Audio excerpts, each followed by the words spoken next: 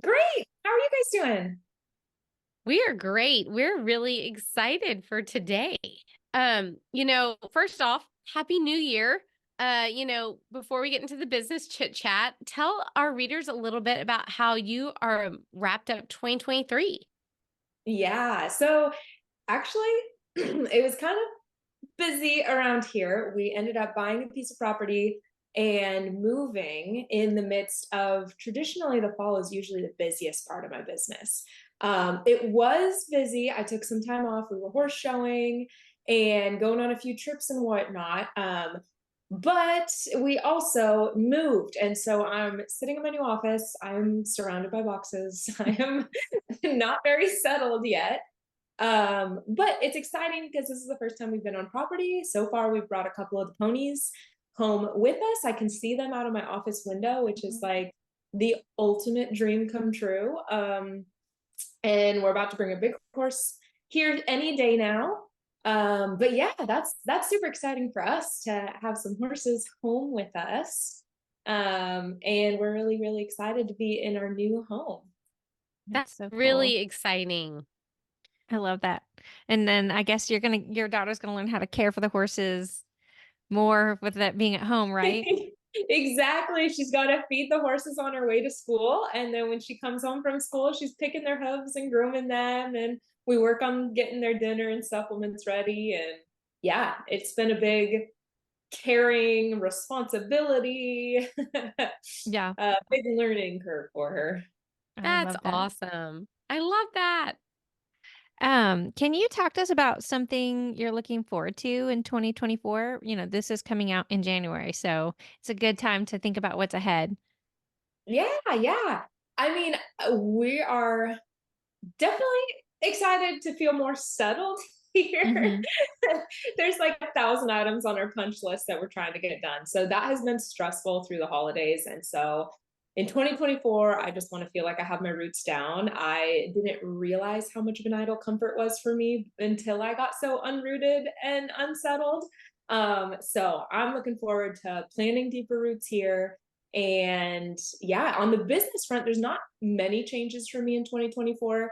I'm going to try to travel less. I've been saying that for probably 7 years. So, but I'm So hoping good luck. that Good luck. the new property anchors me to North Texas just a little bit more. Hmm. Uh, It is harder to leave when you have to find an animal sitter and things like that. I will say, yes. because when I leave, I have to pack up like the horse and the dogs if my husband's like going off and guiding that weekend. So yeah, maybe it'll Yes. keep you home more. Yeah, and not only that on the animal front, absolutely, but we moved away from my in-laws who care for my kid every time that we leave town. So Hmm. we're farther away from childcare and now needing all the additional support animal wise. So Hmm. it is logistically a big change for us, business and personal, Hmm.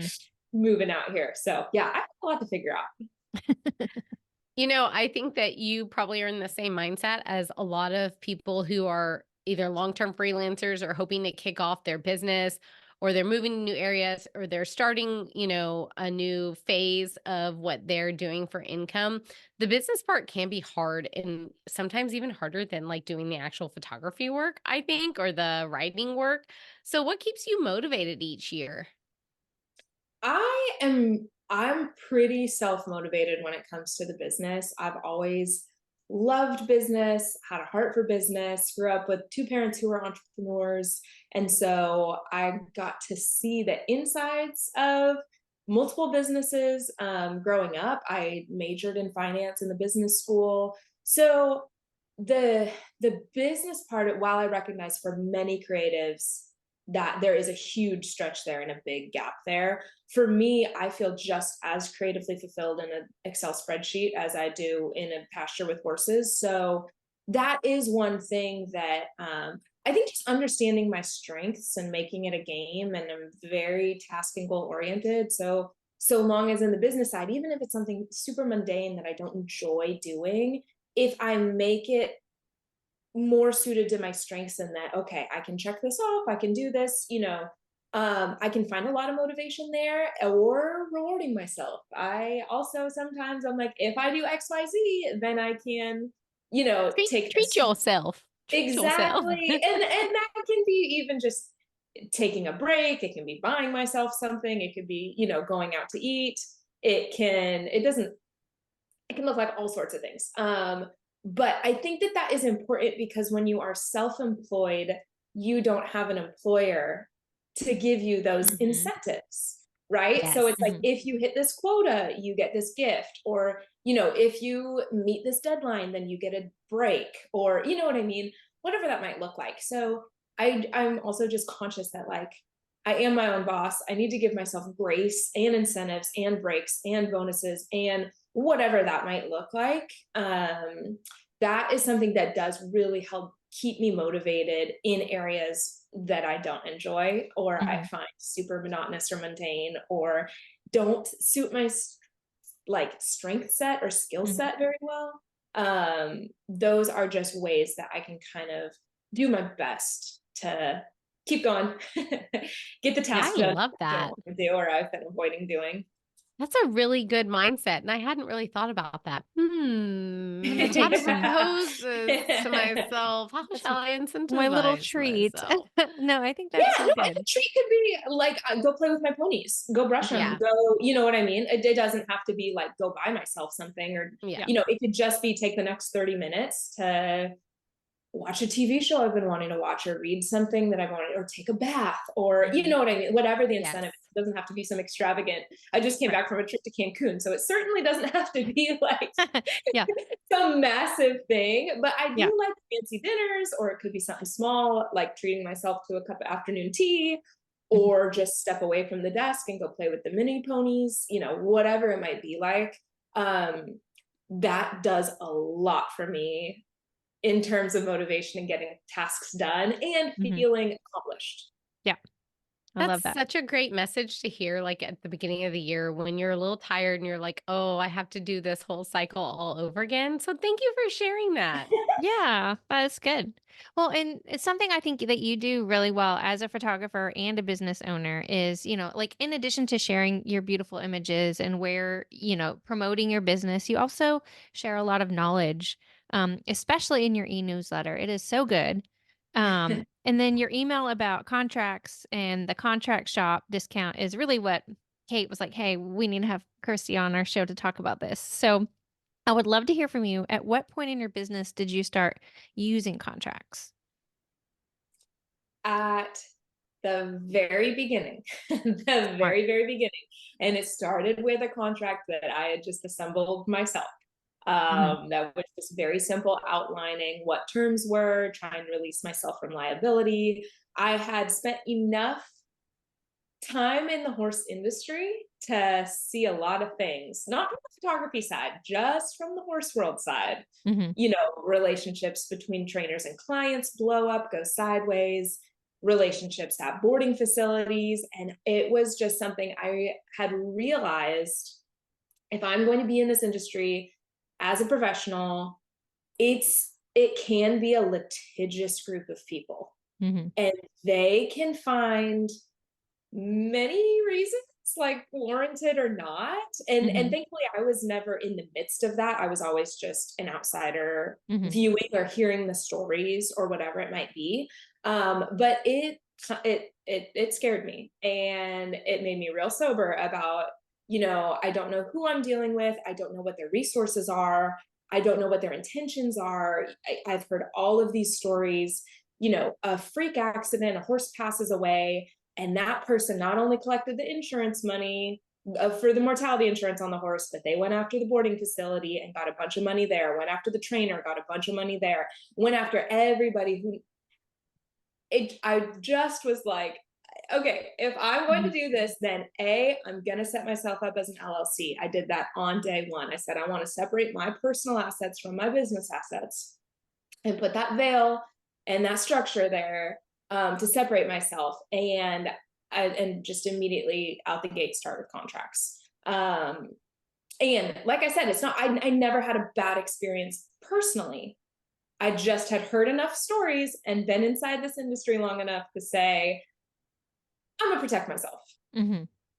You said that you started with the contract you put together yourself. So, how do you find the correct terminology? How do you find everything that encompasses kind of this niche, which is like equine and photography, because that can kind of be a big umbrella? Sure. So I studied finance. We took business law classes, and so for me, just the general understanding of a contract is that it's just an agreement between two parties. And so I didn't start with all of I mean, the joke is legalese, but like the terminology doesn't have to be correct. It can be as absolutely basic as you want it to be. It can be on the back of a napkin. It can be verbal. That's harder to hold up in court. It can be literally on a napkin. It can be, in a Word document. It doesn't have to Email? be formal. It doesn't have to be structured. It doesn't have to have certain terminology. It, at the fundamental basis, is just two people agreeing on something and putting their signature on it to say, yes, we enter this in agreement. So I tried to just stay really basic. I mean, we'll go through my whole story. Eventually, I did work with a fantastic lawyer. We built a contract together that's now the template for the contract shop and whatnot. So it got so much more official. But you were asking about the very beginning stages. And for me, I never burdened myself with stuff that I didn't know. I am not a lawyer. This is not legal advice. I am not a lawyer. But I didn't let any of that overwhelm me, because really it's just about setting expectations, and it's just simply two parties agreeing on terms.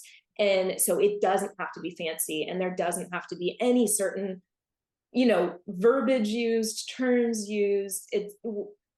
That doesn't take anything away from its credibility or incredibility, or its validity about the words that are in the document, so long as two people signed it and agreed on it. So it started real basic and then got a lot more advanced from there. Gotcha. Well, and how did you kind of progress from that original document that you had to kind of, you mentioned working with a lawyer, and what you use now? So I was friends with Christina first. Christina Scalera created the contract shop. She's since sold that and is no longer affiliated with the contract shop. But at its very beginning, a long time ago, I want to say we met in probably 2013 or 2014, became really good friends in 2015. That's about the time.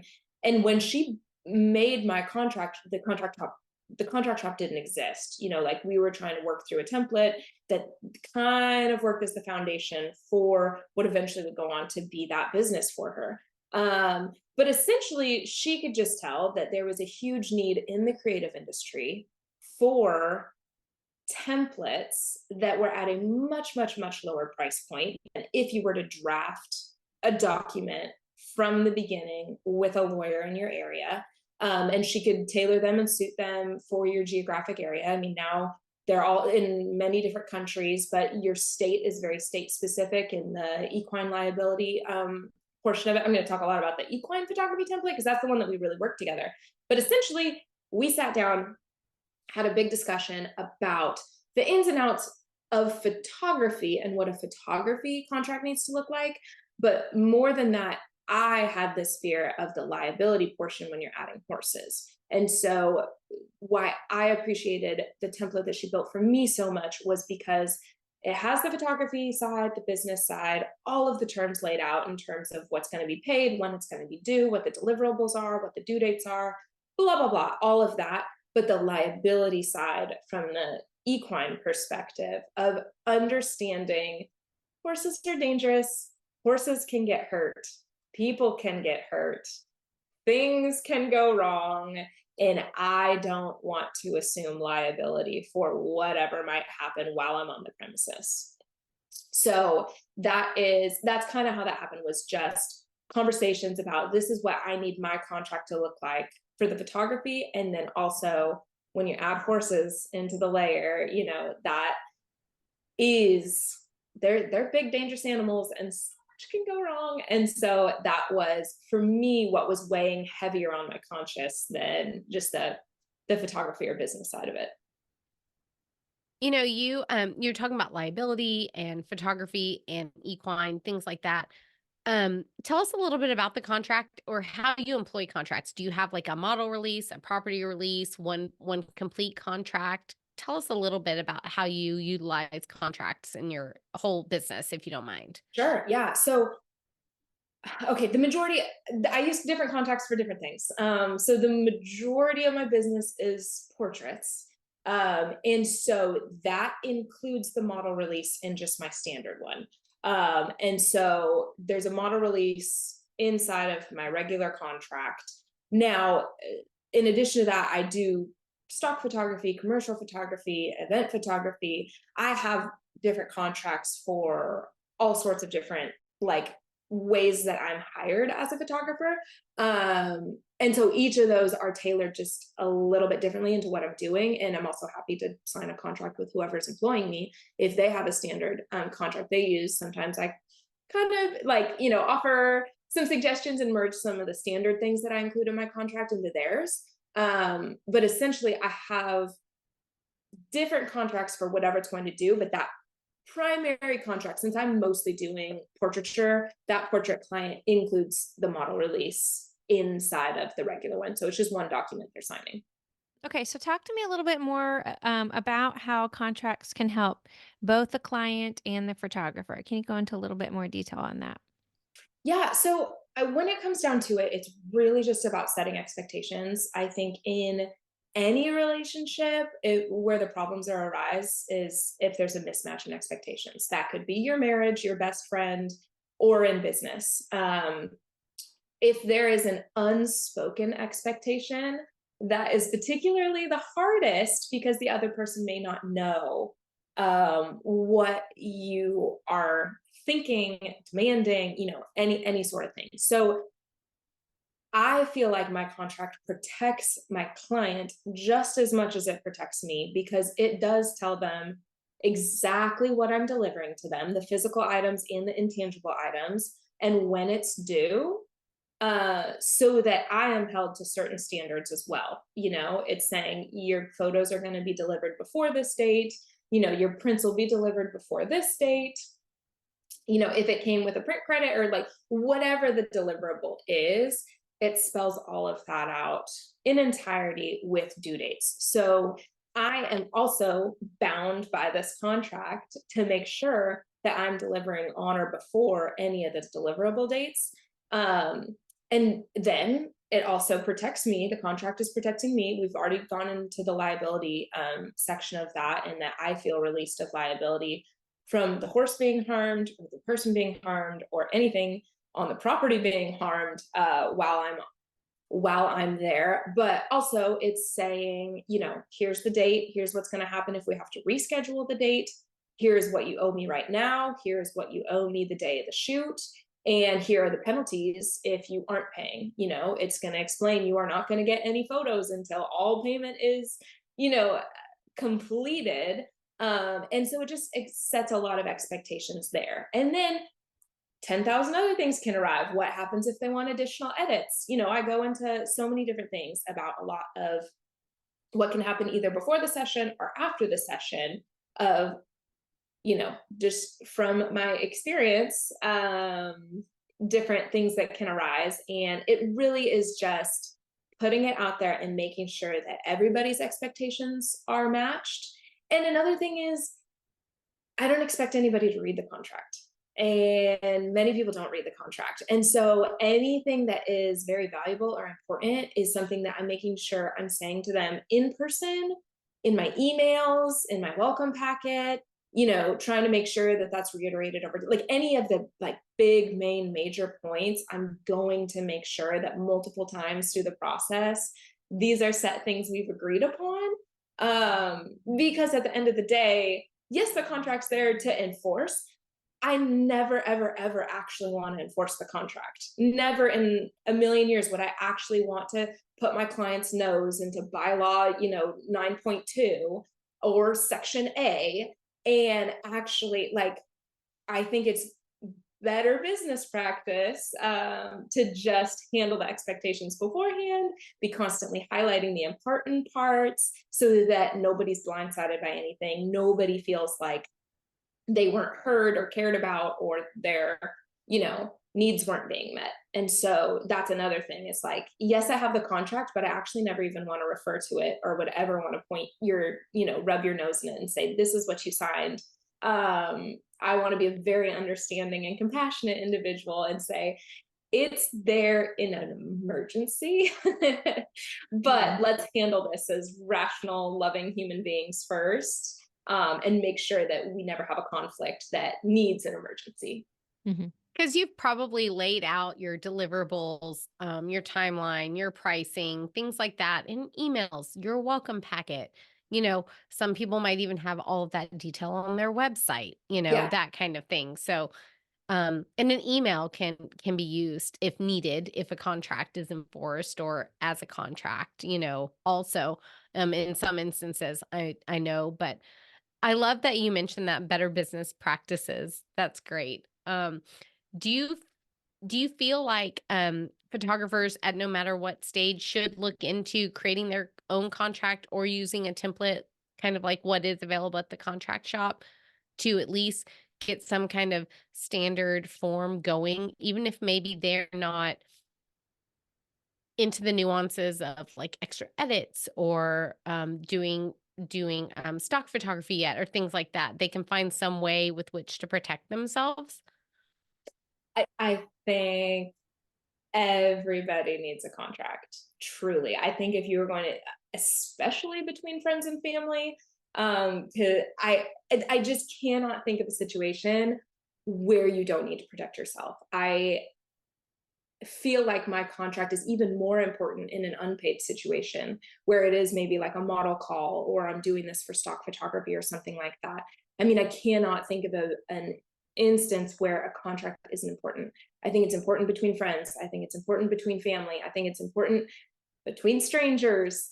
I think as a photographer, at the absolute bare minimum, you would need a model release, because if you want to put that in your portfolio, post that on social media, I would want a model release with express permission from the person to say, yes, you can post this.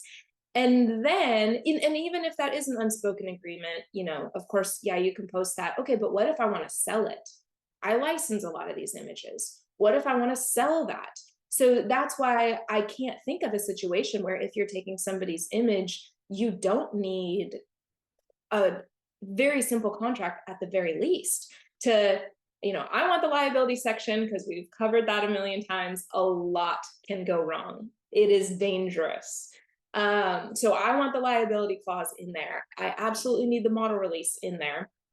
And I want them to understand what I can do with the images, so that they know, yeah, this could go in my portfolio. This could go on my social media. This could also get sold to a company. It could get published in a magazine. It could get put on a blog post. Understand that this is my business. This is how I make a living. And so I've had a contract since day one, and I just can't see an opportunity where it doesn't benefit all of the parties. The person in front of your lens, whether that's a paying client or a model or, whatever it might be, it benefits them so that they know exactly what they are signing up for and giving you permission to do.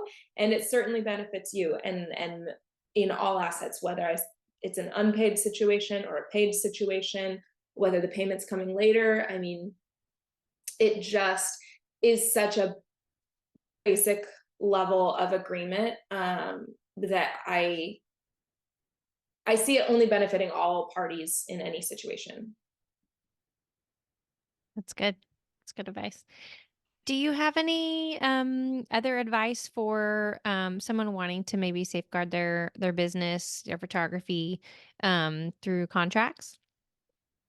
Yeah, I think that, the very best thing you could do is have a local lawyer. It'd be great if they have a lot of experience in small businesses. It'd be even better if they're inside the industry that you're in. If that's horses, have it be the horse industry. If that's photography, maybe they have the experience there. I mean, crafting your own contract with a local professional who understands the laws inside of your state would be the best. that's going to cost thousands of dollars. So that's where something like a template being reviewed by that professional is going to be fraction of the price. So I feel like step one, get the template, plug and play, insert where you are, copy and paste your state for the liability section. That's going to be great. And if that's all you can afford right now, start cruising along. At whatever point that you can afford a lawyer in your corner, I think that every business person should have not a lawyer on retainer necessarily, but some working relationship, because at some point something is going to come up. And the more that they know about you and your business when that time comes, I think the better. So if you just plug and play a contract template for a while, that's great. At some point, I think you should have a relationship with a lawyer who is local to you and can review that contract template. I mean, reviewing a document is much, much, much less expensive because it's less time consuming than drafting the document from plain piece of paper. So giving them something to revise and review is a lot less expensive because it takes less time than drafting it from the very beginning. In either the situation, I think it's great. And I think that you could, that's the thing. It's also kind of like insurance. It's what you could be saved from. And that's what's so hard to spend money on right now, because it's not a return on your investment. It's not necessarily that contract is going to make you money. It could be saving you money, and you don't know how much money it could be saving you in the long run. And that is where it holds its value. And that's hard to spend money as a business owner on something that isn't going to immediately make you money. But yes. I've been in the industry long enough and in all those Facebook groups long enough to see worst case scenarios happen and horror stories happen. And it's like, oh my goodness, if you had just had that insurance, if you had just had that contract, if you had just done, those basic steps. I mean, it's so much money and heartache that can go wrong. Hopefully never, ever, ever does go wrong. But you just don't know. And so that's, yeah, why it's important for things like insurance and contracts, even at the very beginning, even when you don't have the revenue coming in. Those are expensive lessons to learn the hard way. Mm-hmm. We hope that none of our viewers or listeners have to go through that lesson, but oh my gosh, your advice is wonderful, and it's got my brain rolling a little bit about what contract I use too. So this has been wonderful, and we really appreciate it. Is there anything else you want to share with our viewers, listeners today as we kick off 2024? Even if you have a contract, like you were just saying, it got you thinking about things. I think at least every year you need to go back through and make sure it's still fitting your needs. Because your business changes, your clients change, new things will have happened to you that year. Maybe you came across more difficult clients, or maybe you just had some really hard life situations that maybe you need a longer lead time, or like a delivery time, and maybe you need to safeguard yourself in a few different ways, or maybe you need to protect your business in a few new ways. I think that it is really important to keep, it's a document that needs to be refreshed. It's kind of not like set it and forget it.